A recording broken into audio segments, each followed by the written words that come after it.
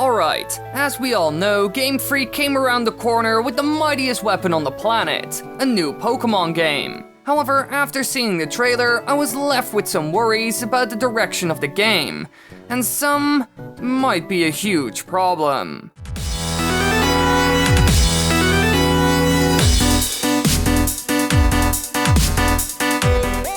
Now let's get into this straight away. Throughout the trailer, I noticed one general theme that was forming: catering to casuals. When the previous game, Sun and Moon for the 3DS came out, I decided to give the series a go again because I hadn't played one since the Nintendo DS days. However, in a very short amount of time, I became frustrated with the slow story, limited world exploration, hand-holding, and cutscenes. In the end, I didn't even finish the game, because it was too tedious and time-consuming for an extremely limited reward. And it looks like Pokemon Let's Go might continue that trend. Maybe it will be even worse than the previous. I loved Pokemon as a kid and even as a teenager, but if this is the new standard for Pokemon, then I will sadly enough never return to it.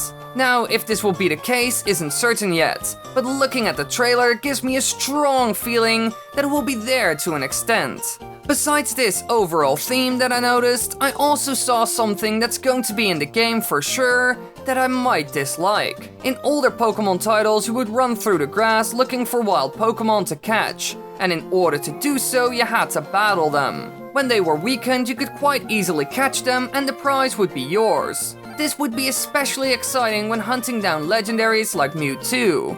Those took quite a lot of effort to weaken and actually get inside a Pokeball. Now in the new title, this completely changed. This time around, it's extremely similar to Pokemon Go. Now if it's really like that mobile game, then I'm extremely disappointed. Because to be honest, it would become extremely bare bones. Hunting down the Pokemon and saving right in front of it so you could retry a million times was such a fun thing to do. And also quite difficult and time consuming, but the reward was really good. But if all of a sudden you just need to chuck a ball at it with the right flick of the wrist, then I'm kind of done with that.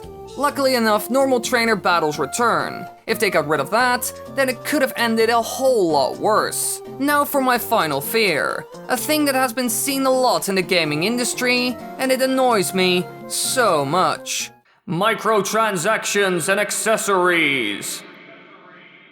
Now, my hatred for this kind of started when I bought PUBG. That game is filled to the brim with stupid things you can buy for real money, and it ruins the game in some ways. Now in the trailer we already saw the weird Pokeball controller, which is interesting on the other hand, but I hope stuff like that won't play a huge role. Having the option to buy stuff like that or in-game outfits is fine, but it shouldn't have a big focus in the game or make it any less. Now while Nintendo isn't known for such behavior, they did implement it in games like Pokemon Go and the Animal Crossing mobile game. And another good example are the amiibos. I know it makes a lot of money, but it shouldn't ruin your experience. So let's hope the Pokeball controller and anything similar to it is just a fun gimmick and not a requirement. Now besides this, there was another thing in the trailer that had a big focus: Pokemon Go. Throughout the entire video you saw it popping up, and the two games are connected to each other in a lot of ways. Now what I fear is that I have to play Pokemon Go, otherwise Pokemon Let's Go can't be beaten, you can't collect all the Pokemons,